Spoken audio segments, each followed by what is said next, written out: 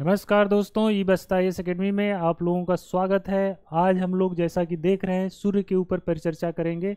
इसमें हम लोग परीक्षा के पॉइंट ऑफ व्यू से महत्वपूर्ण तथ्यों के बारे में जानेंगे, कुछ कॉन्सेप्ट्स के बारे में जानेंगे, जैसे सूर्य की आंतरिक संरचना क्या कैसी है, सूर्य पे होने वाली गतिविधियाँ, एक्टिविटी जो हमारे अर्थ को भी प्रभावित करती हैं, इन सब के बारे में हम लोग चर्चा करेंगे। टॉपिक की शुरुआत करते हैं। उससे पहले आप लोगों से अपील है कि हमारे इस प्रयास को अधिक से अधिक लोगों तक पहुंचाएं, लाइक करें, शेयर करें, सब्सक्राइब करें, ताकि हमारा उत्साह बना रहे और हम आपके लिए क्वालिटी कंटेंट लाते रहें। ठीक है, शुरू करते हैं। सूर्य दोस्तों, सूर्य जो है हमारे सौर मंडल का केंद्रीय एलिमेंट है, यानी उसके केंद्र में है सूर्य। सूर्य के ही प्रभाव के कारण सभी ग्रह उपग्रह ये क्या करते हैं, इसके चारों ओर चक्कर लगाते हैं। ठीक है, सूर्य जो है सूर्य का जो ये समझिए द्रव्यमान है, सूर्य का द्रव्यमान पूरे सौर मंडल के द्रव्यमान का, सूर्य का द्रव्यमान पूरे सौर मंडल के द्रव्यमान का 99.78% है। मतलब पूरे सोलर सिस्टम में जितने भी आपके सेलेस्टियल बॉडी या कह लीजिए आकाशीय पिंड हैं, उसमें सबसे मेजर पोर्शन कौन कवर करता है? सूर्य करता है। इतना विशाल है सूर्य। ठीक है ना। अब ये समझिए ऐसे कि मान लीजिए कि ये सूर्य है, ऐसे बना इसको हम मान लेते हैं कि ये सूर्य है। ठीक, तो सूर्य जो है, सूर्य के ऊपर जो है यहाँ पे इसके डायमीटर पे 109 पृथ्वियाँ रखी जा सकती हैं। ऐसे ऐसे यदि हम रखें इसके डायमीटर पे तो 109 पृथ्वियाँ जो है अर्थ क्या इस पे जो है सजाई जा सकती हैं। यदि हम इसको एक गोला मान लें, एक हालो स्फेयर मान लें, है ना, जैसे कि फुटबॉल होता है, तो उसके अंदर यदि हम पृथ्वी को ड्रॉप करें, उसके अंदर रखें पृथ्वी को यानी आयतन के रूप में, तो इसमें 13 लाख पृथ्वियाँ रखी जा सकती हैं इस गोले के अंदर। सूर्य इतना बड़ा गोला है। ठीक है ना, मतलब इतना विशाल है सूर्य कि 13 लाख पृथ्वियाँ इसके अंदर क्या हो सकती हैं, समा सकती हैं। दोस्तों, जो सूर्य है अपना, ये क्या है? सूर्य एक जो है तारा है। क्या है? एक सूर्य एक तारा है। और तारे का, जैसा कि हम जानते हैं, तारे में ऊर्जा का स्रोत, प्रकाश का स्रोत जो भी होता है वो क्या होता है, खुद का होता है, स्वयं का होता है। स्वयं कैसे ऊर्जा उत्पादित करता है? नाभिकीय संलयन अभिक्रिया के द्वारा। ठीक है, उसमें क्या होता है, दो हाइड्रोजन के परमाणु आपस में, दो हाइड्रोजन के अणु आपस में मिलकर एक हीलियम का निर्माण करते हैं, एक हीलियम के अणु का निर्माण करते हैं और साथ ही साथ बहुत सारी ऊष्मा का जो है उत्पादन करते हैं। ठीक है, तो ये क्या है, इसके ये एक सूर्य क्या है, एक तारा है। तारा मतलब स्टार है। ठीक, ये इसकी ऊर्जा का जो स्रोत है वो क्या है, नाभिकीय संलयन अभिक्रिया है। नाभिकीय संलयन है। नाभिकीय संलयन में क्या होता है, नाभिकीय संलयन में दो हाइड्रोजन के अणु मिलके एक हीलियम का अणु बनाते हैं, प्लस ऊष्मा का जो है निर्माण करते हैं। यही ऊष्मा जो है हमें प्राप्त होती है। ये नाभिकीय संलयन यहाँ पे समझिए कि 1 सेकेंड में लाखों टन, मिलियन टन जो है हाइड्रोजन के परमाणु क्या होते हैं, हीलियम में चेंज हो रहे होते हैं। ठीक है, ये अभिक्रिया कहाँ होती है?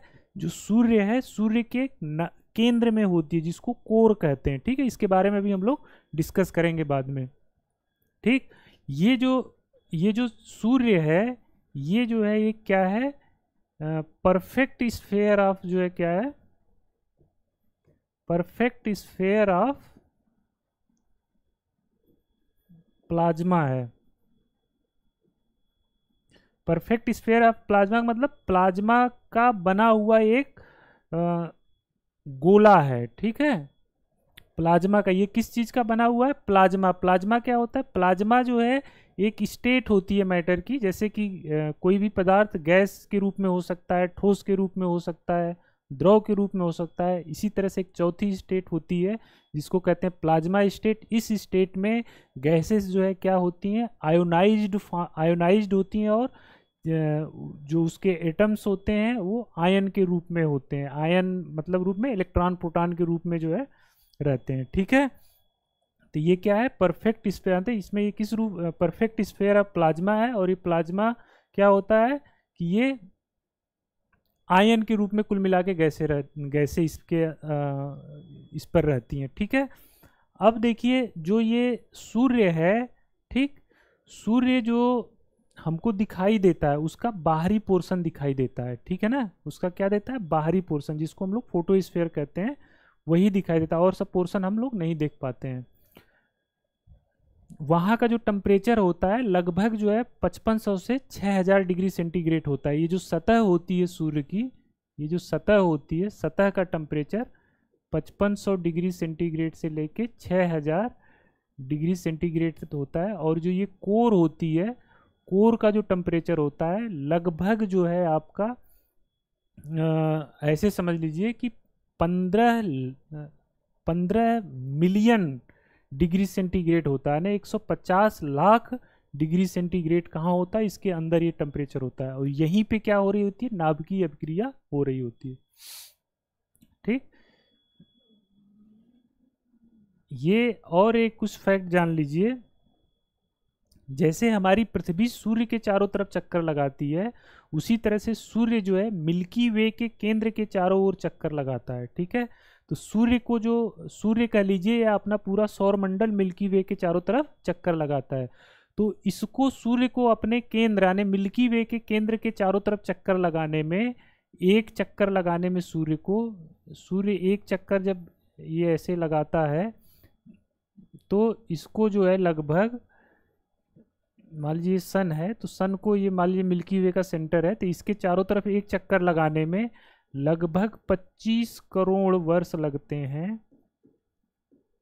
ठीक है, करोड़ वर्ष लगते हैं। इसको बोलते हैं हम लोग कॉस्मिक ईयर। ठीक, ये होता है आपका कॉस्मिक ईयर। क्लियर है? ठीक, अब जैसे कि अब ये सूर्य क्या कर रहा है, रिवोल्यूशन कर रहा है, चारों तरफ उसके क्या कर रहा है, अपने मिल्की वे में, मिल्की वे के सेंटर के चारों तरफ क्या कर रहा है, घूम रहा है। ठीक, इसी तरह से ये अपने एक्सिस पे भी क्या होता है, ये इसका यदि एक्सिस है तो इस एक्सिस पे भी ये क्या कर रहा होता है, रोटेट कर रहा होता है। ठीक, तो जो एक्सिस पे रोटेट करता है तो ये इसका रोटेशन लगभग 27 दिन में हो जाता है। देखिए खेल है यहाँ पे। ये ना तो ये ठोस तो है नहीं कि इसका पूरा पोर्शन एक साथ घूमेगा, तो इसके अलग अलग पोर्शन अलग अलग गति से घूमते हैं।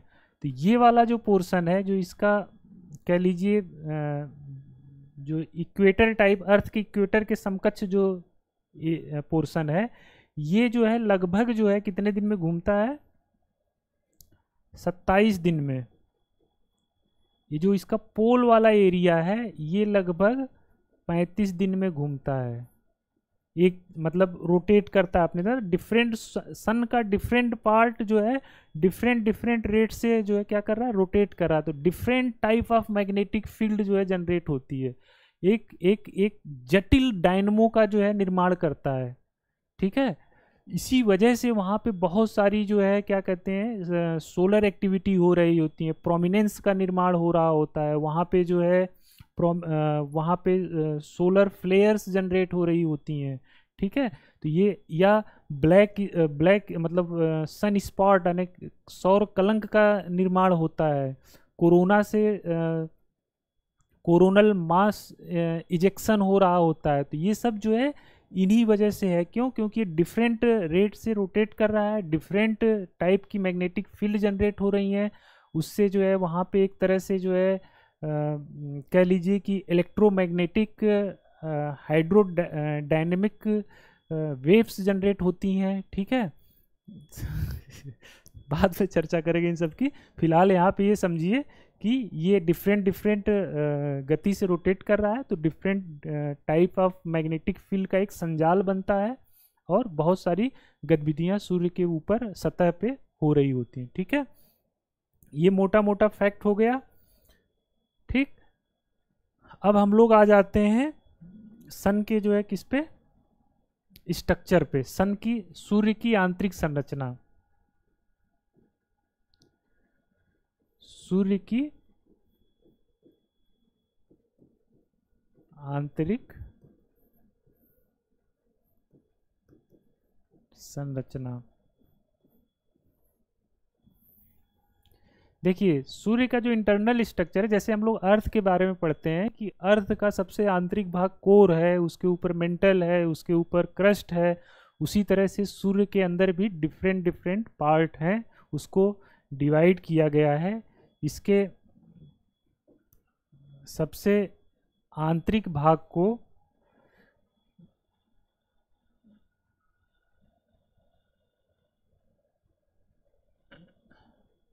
सूर्य के सबसे आंतरिक भाग को, ये है सूर्य का सबसे आंतरिक भाग जिसको कोर कहते हैं। ठीक, कोर कहते हैं इसको, बाद में नाम बाद में लिख लेते हैं। सबसे आंतरिक भाग है ये, कोर होता है।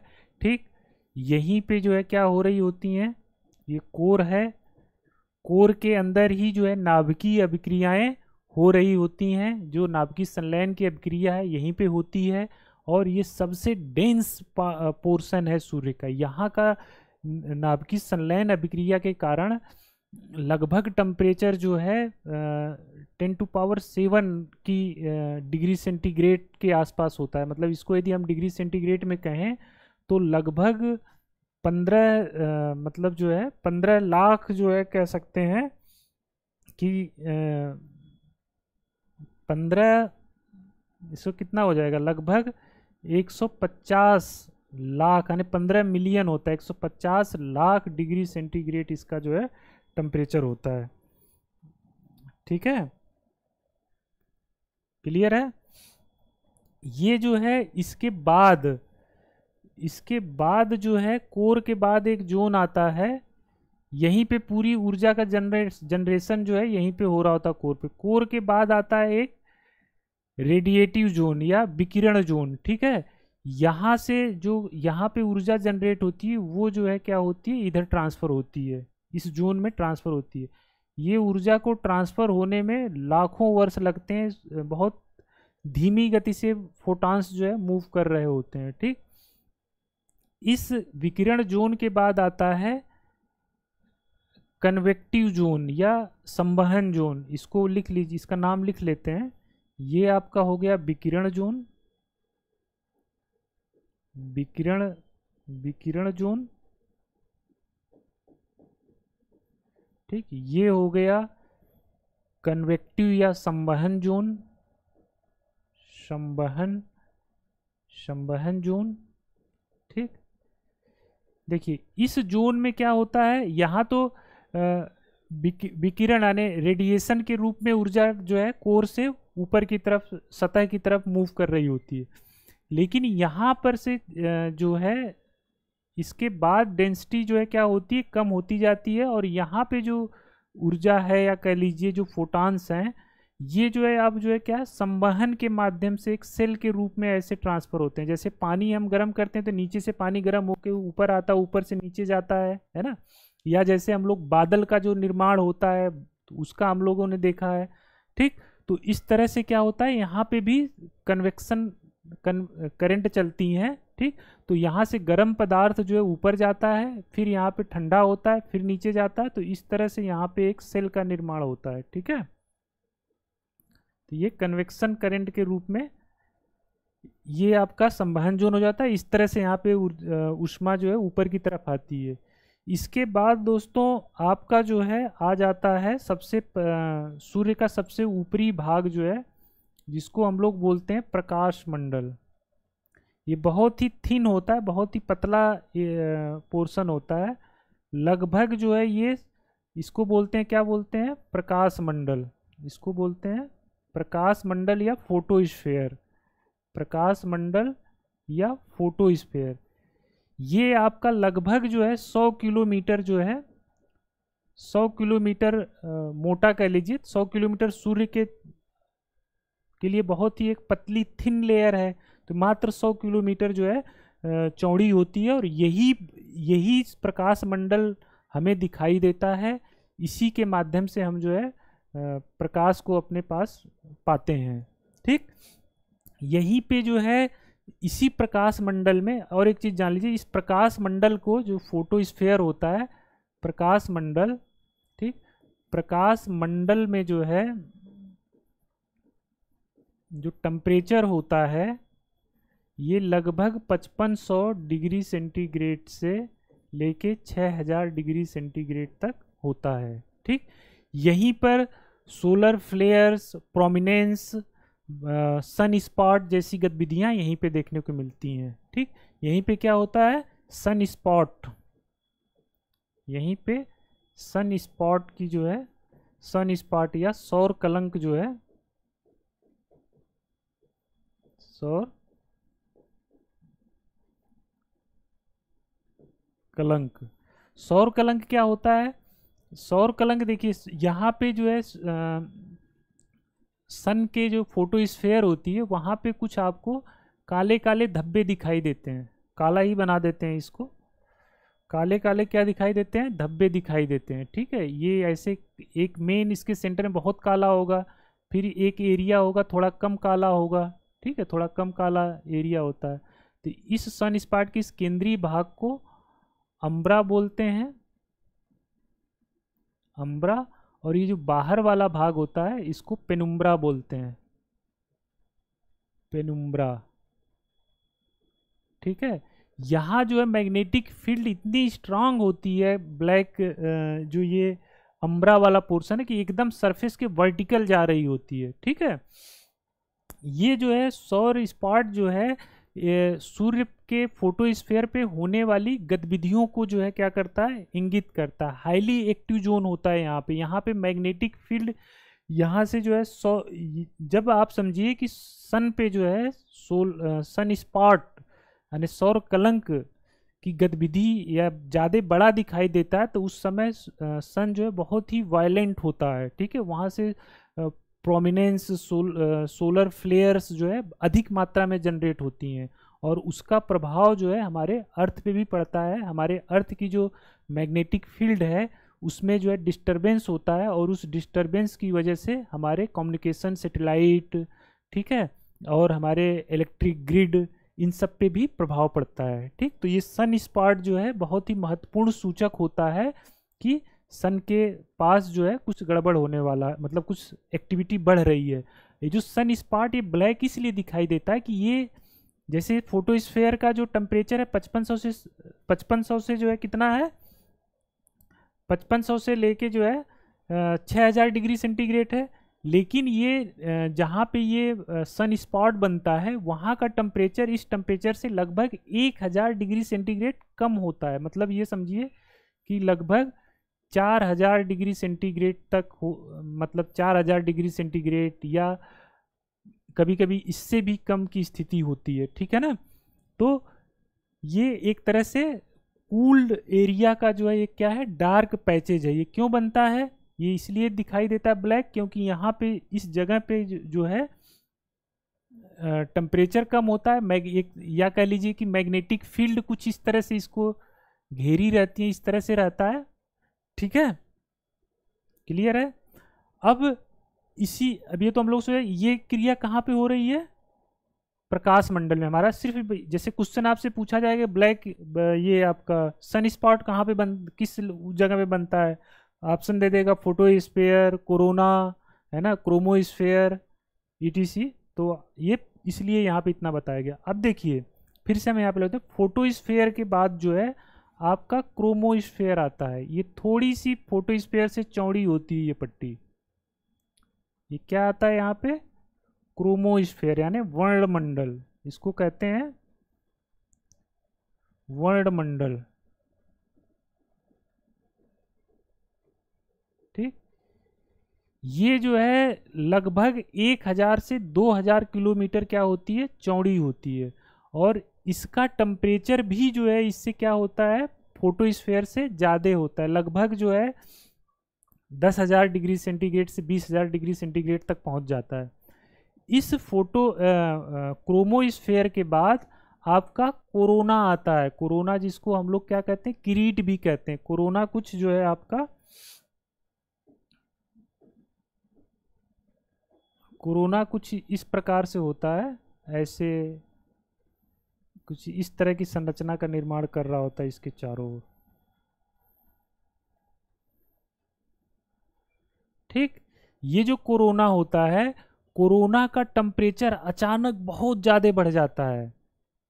ठीक है ना, ये मतलब यहाँ पे जो है लगभग जो है ये आपका समझ लीजिए कि कितना हो जाता है, 10 से 11 लाख डिग्री सेंटीग्रेड हो जाता है। 10 से 11 लाख डिग्री सेंटीग्रेड तक इसका टेम्परेचर जो है बढ़ जाता है। ये क्यों बढ़ जाता है, इस पे अभी हम लोग चर्चा करते हैं।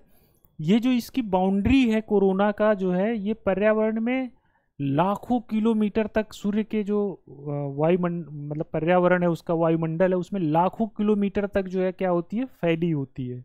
ठीक है, इसी इसी कोरोना से, ये कोरोना कह लीजिए, इसको लिख देते हैं कोरोना से,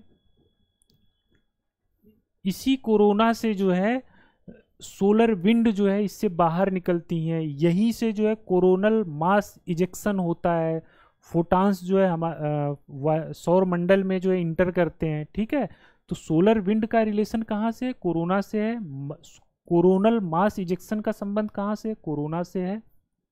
ठीक है, यहाँ से जो सोलर विंड निकलती हैं, वही सोलर विंड जब हमारे जो अर्थ का मैग्नेटिक फील्ड है, जिसको जो है मैग्नेटोस्फेयर बोलते हैं, वान एलन बेल्ट बोलते हैं, ठीक, उसके पास आती है, वहाँ से जो है कुछ जो है ये फोटॉन्स जो हैं क्या करते हैं, अर्थ के वायुमंडल में इंटर कर जाते हैं, और वहाँ पे उपस्थित जो है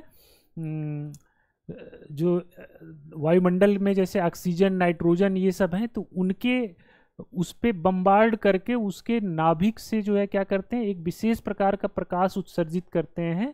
ठीक, वही प्रकाश जो है अरोरा के रूप में जाना जाता है। ठीक है, उसको अभी हम लोग चर्चा करते हैं। ठीक, तो ये ओवरऑल जो है आपका अर्थ हो गया। यहाँ पे क्या क्या जो हमने देखा, सन स्पॉट देखा, यहीं पे सन फ्लेम्स निकलती हैं। यहीं पे एक जो है ना, ये जो फोटोस्फेयर है, फोटोस्फेयर पे एक प्रोमिनेंस भी बनते हैं। प्रोमिनेंस क्या होते हैं, ये मतलब फ्लेयर्स का ऐसे मतलब लूप बनता है इस तरह का, ऐसे मतलब ये समझिए, ये फोटोस्फेयर में ही ऐसे एक लूप बनता है, इस तरह का लूप बनता है, आर्क बनती है। ठीक है, इसको हम लोग प्रोमिनेंस बोलते हैं। ठीक है, ये सब वहीं पे सन मतलब फोटोस्फेयर पे ही जो है क्या होती है, फ्लेयर्स जनरेट होती हैं। जो सोलर विंड जनरेट होती हैं वो कहाँ होती हैं, कोरोना में होती हैं। ठीक है, इसको हम लोग इस डायग्राम में देख सकते हैं। ठीक, ये इतना हो गया। अब देखिए, हम लोग बात कर रहे थे कोरोना की, तो कोरोना पे क्या होता है, कोरोना हो गया। अब इस पे हम लोग थोड़ा सा बात कर लेते हैं, जो सौर कलंक है और ये सोलर विंड है ना, सोलर फ्लेयर्स हैं, ये कैसे हमारे अर्थ को प्रभावित करती हैं, इस पे थोड़ा चर्चा कर लें। देखिए, जो ये सौर कलंक है, ये जो है हमने आपको बताया कि सोलर एक्टिविटी जब जिस समय सौर कलंक ज़्यादा डेवलप हो, ज़्यादा बड़ा हो, उस समय सौर एक्टिविटी ज़्यादा होती है। उस समय फ्लेयर्स, सौर फ्लेयर्स यानी सौर ज्वालाएँ बहुत ज़्यादा निकलती हैं, हमारे सौर मंडल में इंटर करती हैं फोटॉन्स के रूप में। ठीक, अब ये जो सौर कलंक है, सौर कलंक का एक निश्चित पैटर्न होता है। वो पैटर्न कितने दिन का होता है, 11 साल में, 11 साल का एक चक्र होता है, जिसमें सन स्पॉट जो है ये क्या होता है, बढ़ता है, घटता है। तो जब ये 11 साल में जब ये बढ़ता है तो उसको सोलर मैक्सिमा बोलते हैं, जब घट के कम होता है तो उसको सोलर मिनिमा बोलते हैं। ठीक, जब ये सन स्पॉट मैक्सिमा में होता है तो उस समय क्या होता है, जो सौर ज्वालाएं होती हैं वो सोलर विंड के माध्यम से या डायरेक्टली जो है क्या करती हैं, हमारे इसमें सौर मंडल में जो है क्या करती हैं, इंटर करती हैं। तो ये क्या होता है, इससे जो है मतलब कुल मिला के जब ये मैक्सिमम होगा तो ये बहुत स्ट्रांग होती हैं, सोलर विंड है ना, सोलर फ्लेयर, ये सब स्ट्रांग होती हैं। जब स्ट्रांग होती हैं तो हमारे अर्थ जो है, मान लीजिए ये अर्थ है, ठीक, ये अर्थ है। तो अर्थ का ये मैग्नेटिक फील्ड है। ठीक, यहाँ पोल से इस पोल ऐसे ऐसे मैग्नेटिक फील्ड होती है। ठीक, तो इस मैग्नेटिक फील्ड का जो है अर्थ की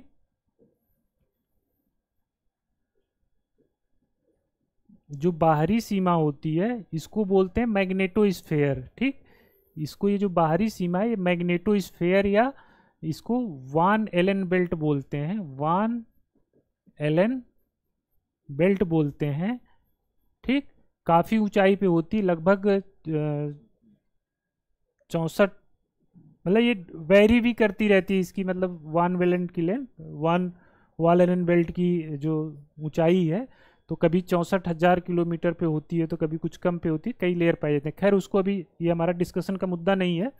बताना हम यहाँ पे ये चाह रहे हैं कि यहाँ से जो सौर ज्वालाएं निकलती हैं, सौर आंधियाँ निकलती हैं, तो उसके माध्यम से बहुत सारे जो है फोटान्स जो है क्या होते हैं वो अर्थ के उसमें इंटर कर जाते हैं। बहुत कुछ ये मैग्नेटोस्फीयर रोकता है लेकिन कुछ इंटर कर जाते हैं, तो वो इंटर करके हमारे वायुमंडल में जो है जो ऑक्सीजन और ये सब नाइट्रोजन होती हैं तो उनके साथ जो है एक विशेष, मतलब उसके ऊपर बम्बार्ड करके उसके एटम अणु के अंदर से एक विशेष प्रकार की लाइट जनरेट करते हैं।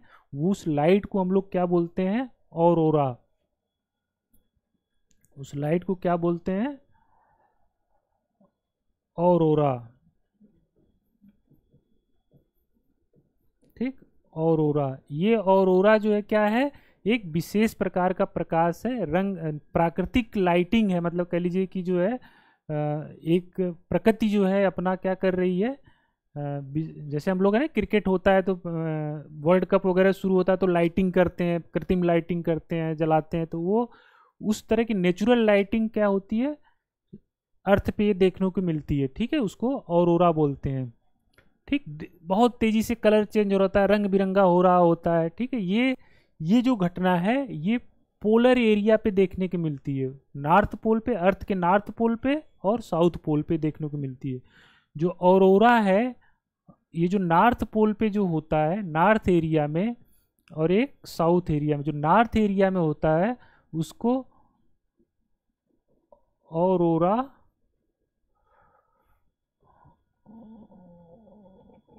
बोरियालिस बोलते हैं।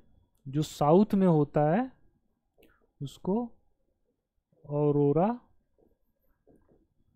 ऑस्ट्रालिस बोलते हैं। ठीक है, ऑस्ट्रालिस है ना, इसको बोलते हैं उत्तरीय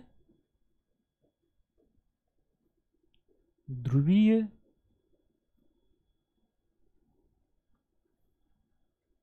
उत्तरीय ध्रुवीय ज्योति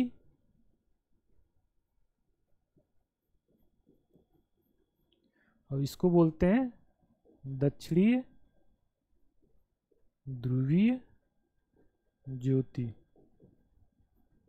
ठीक है, ये दोनों नॉर्थ और साउथ पोल में लगभग जो है पृथ्वी से काफ़ी, मतलब 1000 किलोमीटर की ऊंचाई पे लगभग दिखाई देती हैं। और यदि हम वायुमंडल का जो वर्टिकल जो संरचना है, ऊपर जैसे नीचे से ऊपर जाते हैं, ट्रोपोस्फेयर, स्ट्रेटोस्फेयर, मेसोस्फेयर, थर्मोस्फेयर, तो ये दोनों प्रकाश जो कहाँ पे दिखाई देते हैं, थर्मोस्फेयर में दिखाई देते हैं। ठीक है, क्लियर है। इसी प्रकार से जब ये सन से जो ये जो सोलर स्टॉर्म आ रहे, मतलब सौर आंधियाँ जो है आती हैं, उसके साथ फ्लेयर आती है, अर्थ की मैग्नेटिक फील्ड आती है, वो मैग्नेटिक फील्ड अर्थ के मैग्नेटिक फील्ड के पास आके जो है डिस्टरबेंस पैदा कर देती है अर्थ के मैग्नेटिक फील्ड में, जिसकी वजह से मैग्नेटिक स्टॉर्म आता है। और उस मैग्नेटिक स्टॉर्म की वजह से हमारे अर्थ के जो आर्टिफिशियल सैटेलाइट हैं, कम्युनिकेशन सैटेलाइट हैं, हमारे जो ग्रिड हैं बिजली के, ठीक, इन सब में क्या होता है, डिस्टरबेंस पैदा हो जाता है और ये ग्रिड वगैरह ठप हो जाती है, कम्युनिकेशन हमारा ठप हो जाता है। ये सब किसकी वजह से होता है, इसी वजह से होता है। ठीक है, क्लियर है।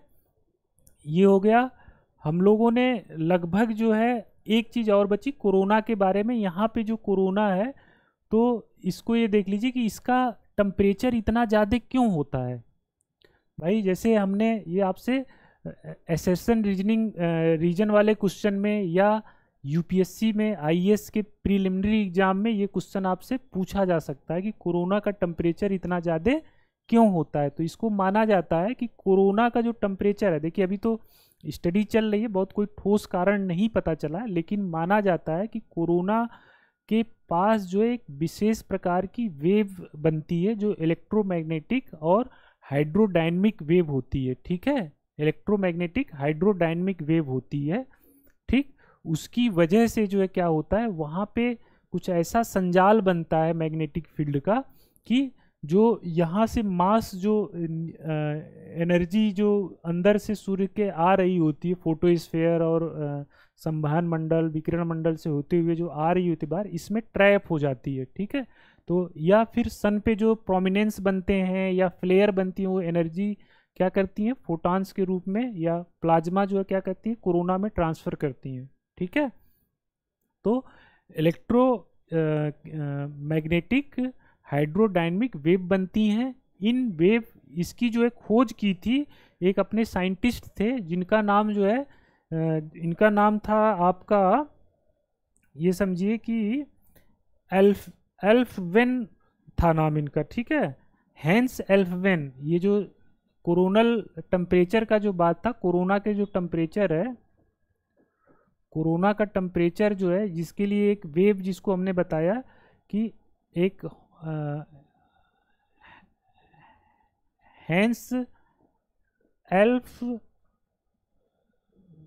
एक साइंटिस्ट थे, इन्होंने ही बताया था कि यहाँ पे कोरोना में जो है इलेक्ट्रोमैग्नेटिक हाइड्रोडायनेमिक जो है क्या होती हैं, वेव बनती हैं, जिनको बाद में एल्फवेन वेव भी कहा गया। इसी की वजह से जो है कोरोना का टेम्परेचर बहुत हाई होता है। ये चीज़ बताने के लिए इनको जो है 1970 में जो है नोबेल प्राइज़ मिला था। ठीक, क्लियर है?